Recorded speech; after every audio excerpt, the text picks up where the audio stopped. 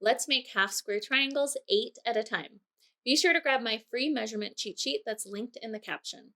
Let's start by layering 2 square pieces of fabric with right sides together.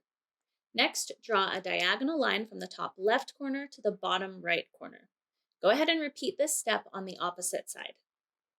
Next, draw a stitching line that's 1/4 of an inch to either side of each of our diagonal lines. Next, draw a line from the top center of the square to the bottom, and then repeat the step again to create a T. Here's what your fabric should look like. We are going to be sewing along the pink lines and then cutting along the blue lines. Go ahead and pin your fabrics together, and let's start sewing. Sew along all 4 of the outside diagonal lines. Next, let's cut along the lines in between the stitching, as well as the vertical and horizontal markings.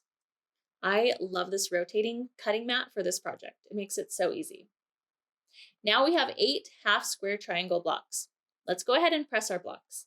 I like to gently mist my blocks before I press them, and then open up each block and press the seam allowance to the dark side.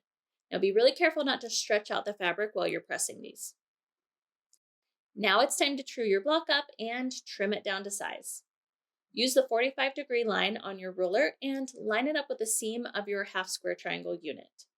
Now repeat this process with your remaining blocks. For the full tutorial and measurement cheat sheet, head to sweetredpoppy.com.